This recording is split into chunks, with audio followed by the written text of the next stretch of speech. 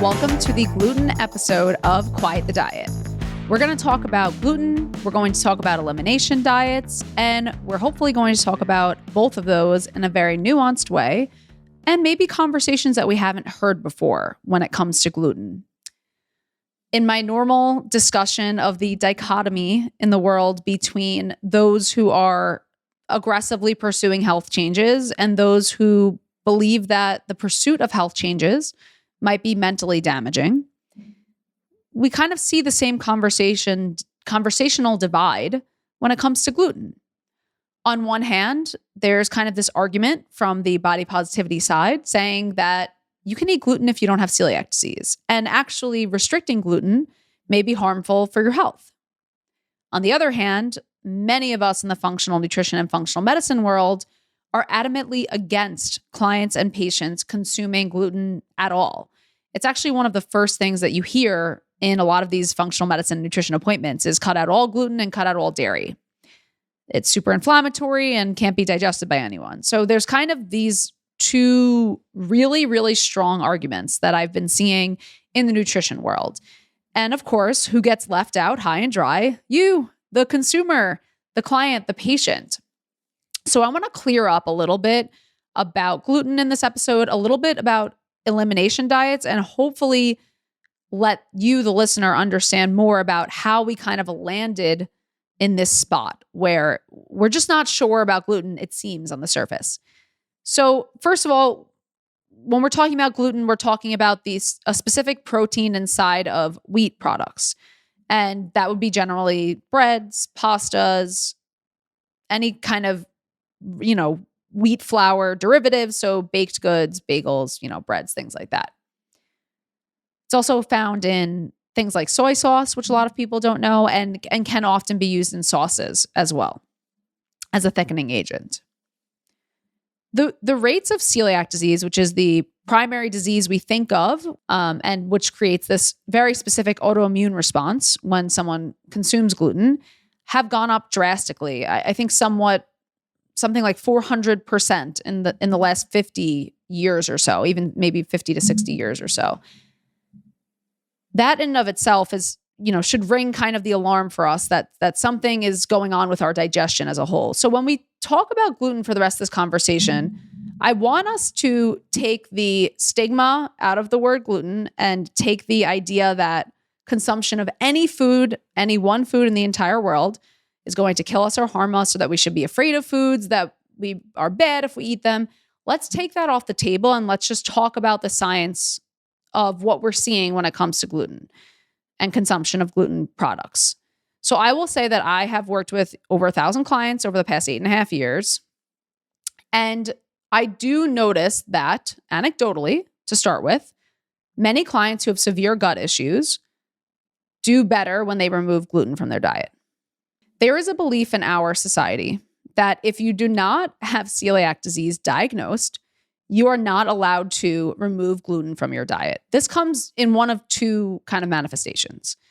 I see this happening a tremendous amount in doctors' offices where people are coming in with mysterious gut symptoms and really want answers to those symptoms. So they're looking for some sort of diagnoses. And when doctors are testing them for celiac disease, they're only testing a small number of possible immune responses that one could be having to gluten.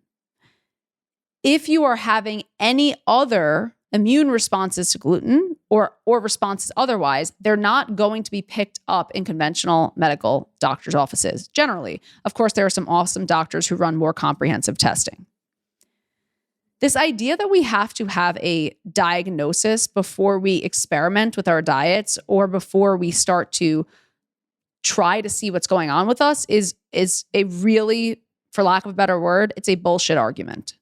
Because I don't believe that anyone should suffer for the name or sake of science. Like, you don't have this specific diagnosis, but you feel a lot better when you do this thing. I think we should listen to our bodies a lot more than we listen to lab tests. And that's hard for me to say because I do love lab tests. But if right off the bat, someone is going to a doctor's office and verbally telling a doctor or a dietitian or any sort of practitioner that they feel better when removing gluten from their diet, that's honestly a gold standard for us that you are not tolerating gluten well. What I need to hammer home here is that you can be intolerant or sensitive to gluten fully, even from a testing standpoint, and A, your doctor might not be running that test, or B, it might not show up on lab tests, because actually a majority of people who have something called non-celiac gluten sensitivity, which means you don't have celiac disease, but you do react to gluten, do not have gut-specific responses, aka most people feel it as presented by mood changes, exhaustion, and other symptoms, pain. So there's a tremendous amount of research showing us that consumption of gluten can lead to further degradation of mood and all of these things. I will tell you for myself on a just totally anecdotal and personal level that when I consume gluten, and I really haven't consumed it for probably about 7 years, but if I accidentally consume it, I have no gut symptoms whatsoever. Within 24 hours of consumption, I actually start having what I call existential dread. So I'll start saying, what's the meaning of life? I'll start listening to more emo music, and I'll start tapping in and noticing my emotions are dysregulated. And for me, that's a sign. I'll think back and go, oh, did I get spicy tuna? Was there soy sauce in there? And it's very predictive for me. And I often have the same response. This idea when we go into a restaurant that, I love this when I have clients who are just starting to maybe, engage with a gluten-free diet, and they go into a restaurant and say, I want to make sure this is gluten-free. And the waiter says, hey, do you have celiac or do you have gluten intolerance?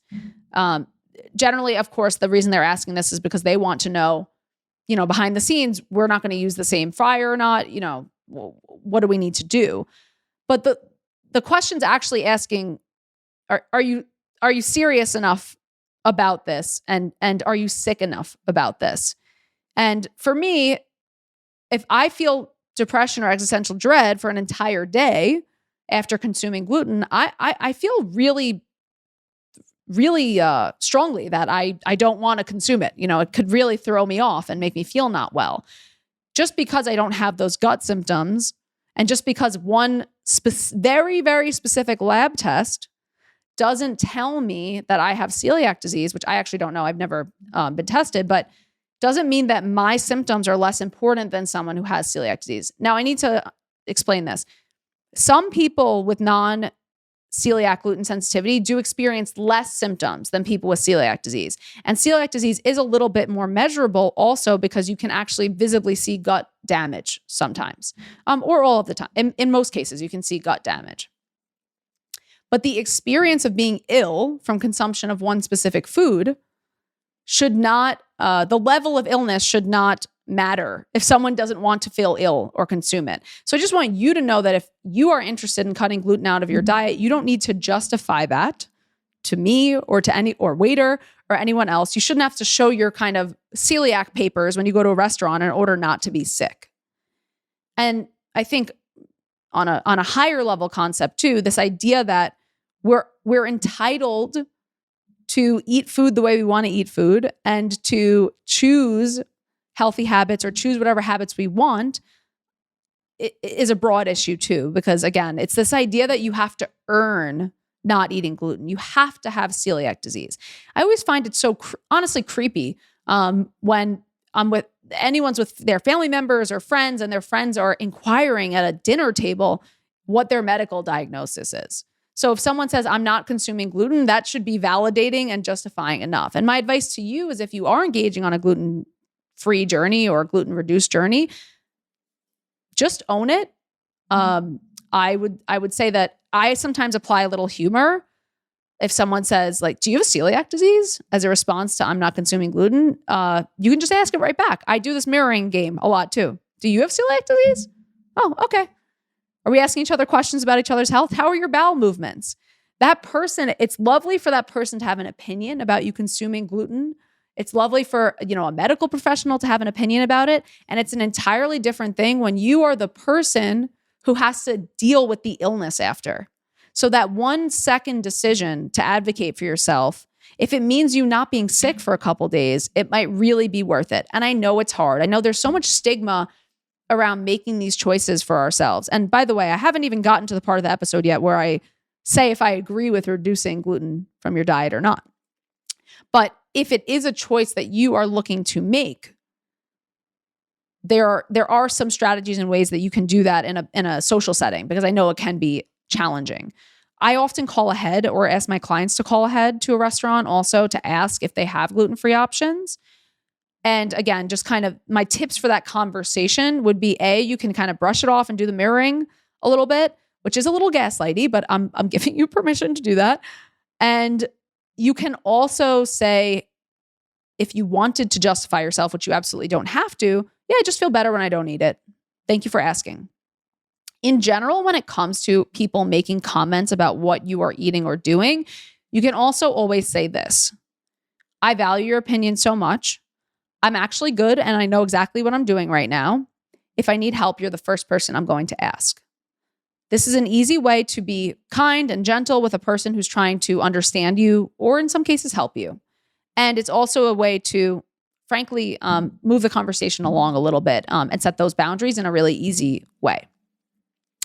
So our rates of celiac disease over the years have gone up dramatically. We don't have very distinct measurements for this non-celiac gluten sensitivity, but what we do have is a lot of studies that kind of show us that some people, when they consume gluten, do tend to have, again, more of these potential mood responses, energy responses, and other some negative health outcomes.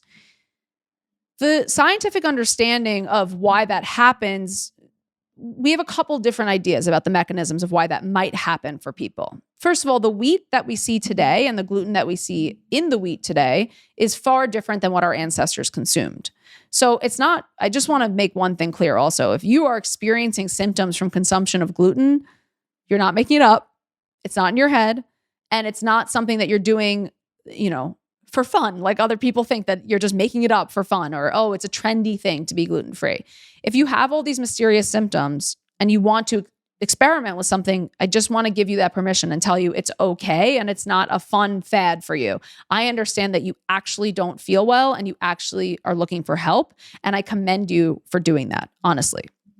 So the way that wheat is produced is drastically different than it was from the wheat that our ancestors consumed. And the actual consumption of wheat has actually been only for a small portion of our history. And this is a big kind of argument in the paleo community, which is that, we've only been consuming wheat for 11,000 years compared to the long history of course, all other foods. So we're not sure what it's doing kind of to us internally. Same thing we feel about things like seed oils, kind of the newer and altered products.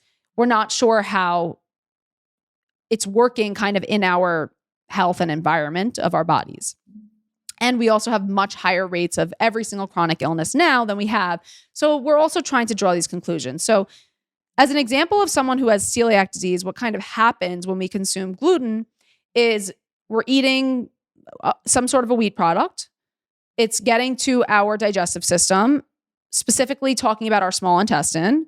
By the time it gets to our small intestine has a lining to it. And I think of it as being kind of like our immune system is kind of like the infantry at the lining of our intestine. And what's proposed is that gluten and some other products increase the release of a protein called zonulin. And zonulin, basically, if you can picture, makes spaces in between all of your infantry. So it means that things can move in and out of your small intestine. And what happens is that once it reaches the blood, there might be some sort of an antibody response and an attack created onto that gluten protein molecule.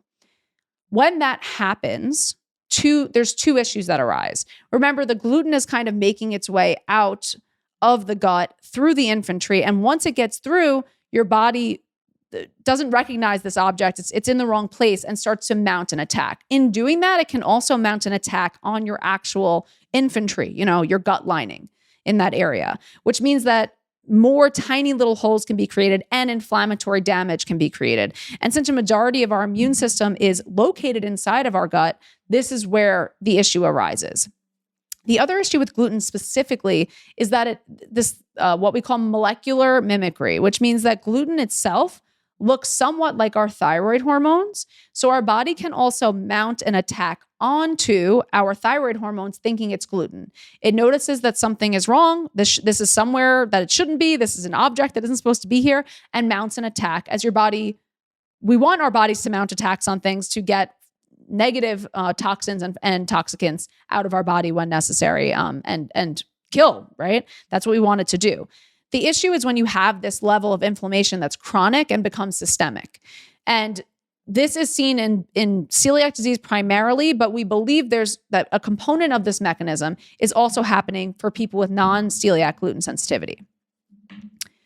The question is, do I believe, or do scientists, researchers, and dietitians, doctors believe that this is happening in every person all the time? My answer would be probably to some degree. But the more important conversation here is, sure, we're talking about gluten specifically, but when it comes to all of food, the question is, what environment is the food going into? Not so much the food and itself. So let me give you an example of this too. So if you had a fire burning somewhere and you pour more fuel on the fire, just like the phrase, the fire gets grander. If you pour fuel on a fire that isn't burning, nothing happens, right? So the question is, what is the relative risk from person to person of consuming gluten? I believe that to some degree, wheat and its other components in it, and potentially pesticides that are sprayed on it, can create issues to even the tiniest degree in almost every single person. Not all wheat, not ancient grains, but the current wheat that we're seeing today is generally quite hard for, especially in America, is quite hard for people to digest.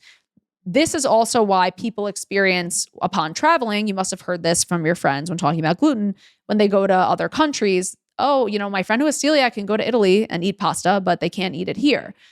Again, we're not exactly sure if it's the fact that it's sprayed with glyphosate or if it's the fact that it's just a more old and ancient and better prepared version of gluten. The current wheat products we have now are also incredibly high in gluten. So what I want to get at here for you is that if you are a person with perfect health and you can tolerate gluten, there's not a distinct reason to cut it out of your diet. But the reality of the situation is most of us have fires burning within us. Most of us have some level of chronic inflammation happening. Most of us have some sort of metabolic dysfunction. Okay, here's the harder part of the conversation. When it comes to functional medicine and functional medicine doctors and functional nutritionists, removing gluten from the diet is often a first step in reducing the issues that gluten causes. In the case of celiac disease, if you remove gluten from the diet, that may stop the symptoms in the short term because the actual issue, right, the thing that's starting the fire is removed. But if there is damage to your intestines or your gut in any area, in any organ in your digestive system, what's going to happen is that damage doesn't go away as self-healing as our body can be. What I see the biggest flaw of functional practitioners is we remove gluten from the diet. But then what? You're taking away the thing that might be pissing your body off, for sure. But you have to then add things in to seal and heal the lining of the gut. So just removing gluten from your diet will never fix your gut problems. You then have to potentially address your microbiome. You then potentially have to address the lining of your gut. You then have to address any other dysbiosis going on. So what we always need to remember is that just willy-nilly cutting things out of our diet might temporarily stop some symptoms from happening. And let me tell you, that can be huge for you. That can be huge for someone who's experiencing constant gut issues. And if it's something as small as cutting gluten from the diet, and the reason I say cutting gluten from the diet is small is because you can immediately replace the carbohydrates. It's quite easy for us to get enough carbohydrates when we, consume grains. There's non-gluten containing grains like rice, oatmeal, And then of course, starchy vegetables and all these things too. So there's loads of ways to get enough carbohydrates. That's not generally what people are missing in their diets. And the nutrients found in wheat products are quite low, the micronutrients, at least the vitamins and minerals, and are actually in the digestive process often eliminated due to sometimes the fiber content or other anti-nutrients, which we do not absolutely will not be getting into intentionally. But this idea of taking gluten out of your diet as a potential to be a cause for an eating disorder or for disordered eating is something that I think we have to address too. So I know that for many of my friends who work in eating disorder clinics, restriction of any type of food is considered disordered and very much prohibited. And in the case of conditions where someone needs to be inpatient for eating disorders and has a formal diagnosis of an eating disorder, I absolutely understand the urgency to not create more food fear and the emergency level that exists. Where there's quite a bit of gray area is for people who have a healthy relationship with food. There are about close to now, we believe 70% of the population who's suffering from some sort of chronic illness. So I do not, the level of eating disorders is not proportionate. So there has to be some group of people who do not have eating disorders and who also want to feel better and want to eliminate gluten. So again, it's this idea that if you eliminate gluten from your diet, you have an eating disorder instantly or you have disordered eating instantly, for me, is not at all nuanced and really leaves people out who are trying everything to get better results for their health. So I want you also, if you're a person who has experienced disordered eating, but has really made a safer and healthier relationship with food and wants to start kind of engaging in the elimination of gluten or doing something else to be gut healing, I just want to say it's okay for you to have these thoughts. It's okay for you to want to experiment. What I really want people to avoid is thinking that eliminating gluten from your diet is the answer and that's going to be the magic cure, because that's certainly not the case. It might be something that's irritating your gut, but very rarely is gluten itself the root cause, unless in the case, again, of celiac disease, but the root cause of all health ails. I would say that consuming it can, again, for sure cause further issues. When it comes to eating disordered and disordered eating too, there's actually a group of people that are often left out of the equation altogether. We believe that eating disorders are started in the brain as mental disorders or disorders of some, again, emotional sort or a manifestation of OCD in some cases, or perfectionism. When it comes to eating disorders, what's not often talked about is that what happens inside of our gut can actually influence our food behaviors. So if we have something like a parasite, that actually can influence our cravings. The feeling of having distension around digestion can make us want saltier or sweeter foods to help with motility. So actually, what happens inside of our gut can influence our mental decision to have certain foods and can influence our anxiety around food too. So while there are absolutely times when eating disorders derive from mental reasons, there are times when eating disorders can derive from physical reasons too. And if we only explore the mental component of eating disorders and disordered eating and ignore the fact that dysbiosis in the gut and other conditions of our body can cause those disordered thoughts, we actually won't be able to get to the root cause of what's going on with us. So what this looks like is if someone has disordered eating and it's deriving from a physical condition, if we say, hey, you have to include all foods fit, you have to include these foods, they're not actually going to be able to get better through just the mental support alone. And there are many people who, again, even consumption of gluten itself can create for some people those physical discomforts. And not only physical discomforts, I mean, it can literally alter the way that we crave foods and think about foods. It can alter our brain function. And if it alters our brain function, again, we have to look at the food itself too, and we have to look at what the physical self is telling us. So if you are a person also who did some sort of elimination diet and actually noticed your relationship with food got better from it, that makes a lot of sense to me, and I have seen that happen. What I'm not advising is if you have an active eating disorder, please do not start cutting things out of your diet without a practitioner's help. What I'm talking about is exploring, hopefully with a practitioner, especially if you have a diagnosed eating disorder, what else we can do to look at the cause of our eating behaviors. Because yes, there is this hugely mental component to eating, and there's also a hugely physical component to it as well.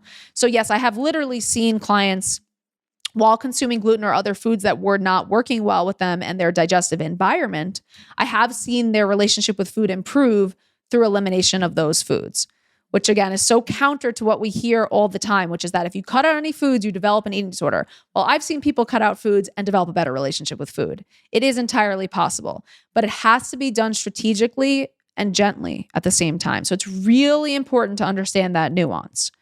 And it's also very confusing. And I know none of this is black and white. And I always ask you, please be in the gray area with me. Please sit in that discomfort of that middle ground, knowing that all of us are so individual. When I think of elimination diets, what I'm generally thinking of is what I see in functional medicine and functional dietitians' offices.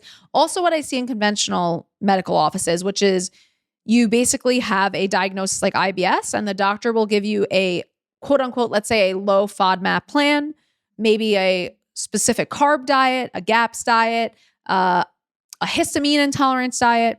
There's a couple issues with handing someone a diet like that. First of all, it absolutely can create food fears. So while I'm saying that cutting some foods out selectively and intentionally for a short period of time, usually a 30-day window, can be part of an overall strategy for help, just cutting foods out of your diet for a very long period of time is not helpful at all. And the reason it's not helpful is a couple of reasons. One of the reasons is, like I said before, if you're going on a low FODMAP diet, and FODMAPs which is a specific different components of carbohydrates that can potentially cause gastric distress for people. Wheat actually happens to be a FODMAP, which is why I also believe it's possible people experience gut distress from wheat. It's another proposed mechanism. There was one really good study that substantiated that also. So if you remove all FODMAPs from your diet, and let's say, again, that fire isn't burning as strongly, but whatever the fire of inflammation isn't burning as strongly, but whatever damage was done to your gut prior from FODMAPs or from other inflammatory events is not going to be instantly fixed from you removing that. Yes, it might reduce your symptoms for some time. The other issue is our body is a body of true efficiency. So if we cut out too many different food groups and too many foods, our body does not lack the ability to digest the food, but it can become harder to reintroduce those foods the longer that you leave them out. And the goal for any diet should be to be eating as diverse of real foods as possible. So cutting out, especially when it comes to something like a histamine diet, a low histamine diet, is you're eliminating citrus fruits, fermented foods, all these things that can be really strongly helpful for your digestive system and your immune system. So I think also when thinking about these diets and approaching them, thinking about eliminating one thing at a time might be a much better move, and for a very specified period of time to see what's working and what isn't. When we just cut a bunch of foods out, it doesn't help us to understand what's working and what isn't. And it really can create new food fears. So that's my advice when approaching these also is, slow and low and one thing at a time, see how it makes you feel. I think that the evidence is strong for gluten specifically. As a starting place, that again, there's a lot to be explored in ways of the potential mechanisms and issues that gluten mechanisms and modes of action of why gluten might cause an issue.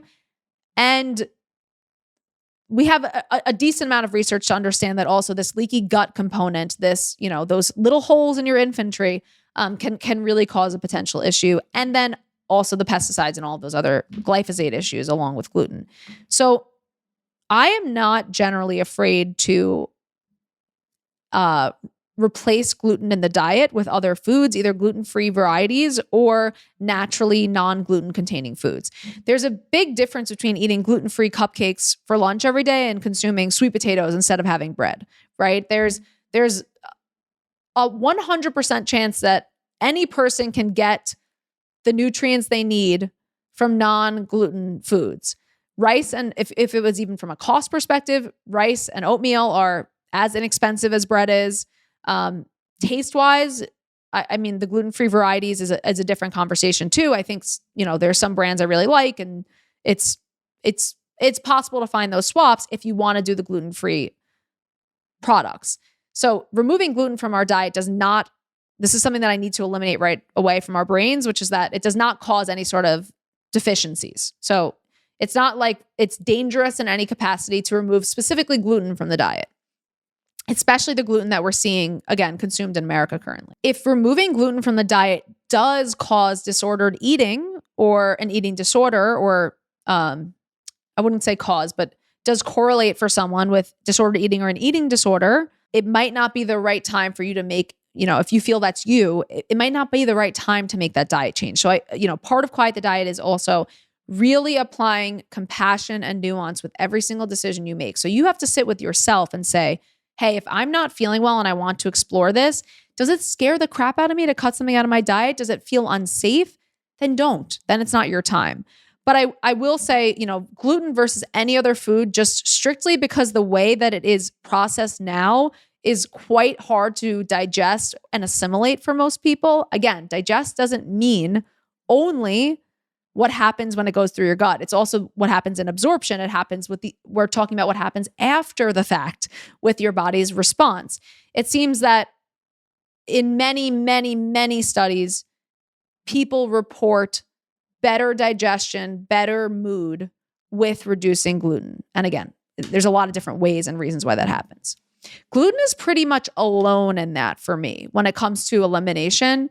I for the longest time was flirting with perhaps dairy is kind of similar, but the studies are not showing that as much, especially full fat, raw, if you can get it, versions of dairy, and certainly not fermented, do seem to confer health benefits in consumption. So while gluten seems to be across the board either slightly to definitively inflammatory for people, dairy does not seem to be the same. There is obviously a huge issue with lactose intolerance in people, but you can always get, anything that has no carbs and is dairy, so meaning cheese, which is fat and protein based only.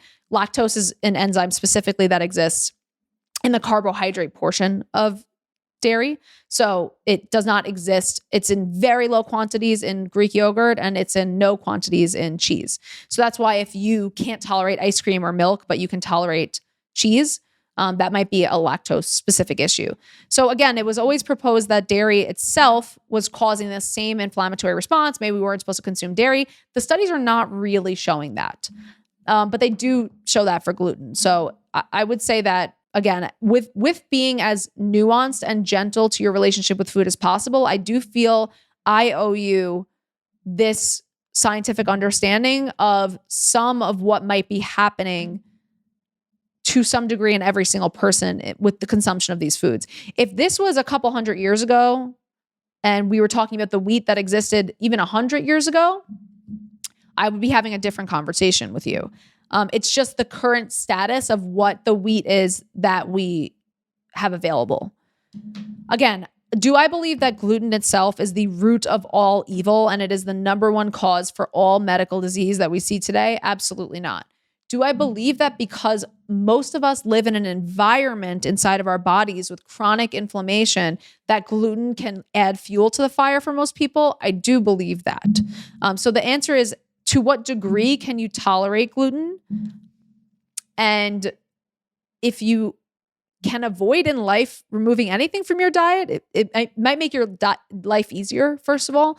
And it also might make socializing easier too. And I need to express that I understand how challenging it is to navigate those conversations around consumption of gluten, especially around people who really believe in the body positivity, all foods fit kind of model.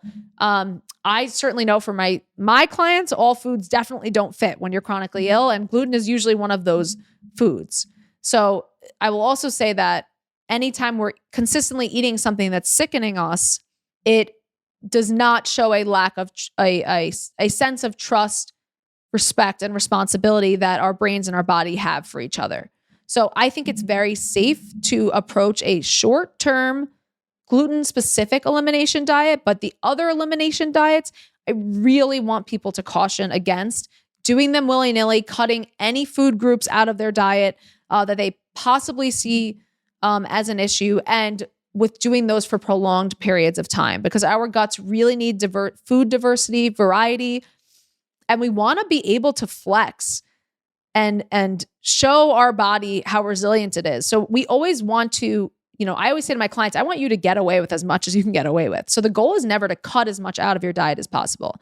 But again, there is a place where we do have to acknowledge that wheat products as they stand today are potentially problematic for anyone who's suffering with chronic inflammation, again, which could be up to 70% of our population and maybe more. And I just want to go back to our conversation from the beginning of the podcast about, again, dining in restaurants, explaining to friends, approaching conversations around gluten. I don't feel anyone should have to justify their food choices to anyone else. And now we have people saying, hey, if you cut gluten out, it's an eating disorder. You have no reason to not eat gluten if not for celiac disease. I'm telling you right now, I can be your dietitian for the day today. You can send them to this podcast and I will tell you there are a million reasons why you might not want to consume gluten if you don't have celiac disease. So I'm giving you permission to have that conversation. And I'm also letting you know, again, if you have a diagnosed eating disorder or disordered eating, it is never the right move to listen to me, because this is not nutrition or medical advice, a person from a podcast over your practitioner. So I'm also telling you that. I'm talking about in social situations with friends. If you need to say something, you can say, either A, I am choosing to do this for myself. I'm not open to input right now. B, I thank you so much for your input. I'm actually okay. And if I need help, I will ask you. Or C, you can do my mirroring example, which is, do you have celiac disease? Tell me more about your bowel habits at the dinner table. Because that's basically what the person is asking when they say, hey, do you have celiac? Why are you cutting gluten out of your diet? And that level of judgment that we get for making food choices for ourselves is so unnecessary to me. But what they're really saying is you don't have the right to not eat gluten if you don't have celiac disease. You don't have to be sick enough to make a food choice for yourself. You can make one whenever you want because you're the expert of your own body and you're the master of your body. So don't let someone else that in that one moment dictate how sick you're going to be for the next few days. And it's freaking hard and I freaking know it, but it is very worth it for you to put your health before what someone else's perception is of you. I know it's easier said than done. So I'm giving you all these tips for you to be able to do that too. So again, I'll just recap the elimination diet part of the conversation too, which is that elimination diets can be helpful in some instances for short periods of time, and then reintroduction needs to happen. And I really recommend, if you're doing any sort of elimination diet, doing that with a practitioner, coach, dietitian, nutrition coach, some sort of coach, to make sure that you're not developing new food fears, to make sure, and the reason, by the way, that we develop those food fears is because when we're getting better at the same time we're eliminating foods, we start to associate those foods as having caused the illness. I need to hammer this point in too. The food itself is most likely not causing the illness in that moment. The illness may exist for a variety of different reasons that are extremely complex and very long-term. The food may be aggravating the issue. I would say in a very small amount of people, food is the cause of illness. Again, if you have something like celiac disease, yes, eating gluten is a very specific thing that is causing illness in you. But doing an elimination of gluten won't be enough to heal that gut lining after anyway. So again, when approaching an elimination diet, it's a short period of time, done with a practitioner, noticing how you feel the whole time you're doing an elimination diet, and then you have to repair the damage that food may have temporarily caused or that has been accumulated in your body. So that just cutting out foods will never fix a foundational health issue. It will never fix a foundational health issue. You still have to work on what's going on under the hood after that. If you choose to not eat gluten and you feel better, I'm so freaking happy for you. If you choose to eat gluten because it doesn't seem to impact you and your health is in a perfect condition, I'm freaking happy for you too. Thank you for listening to this episode of Quiet the Diet.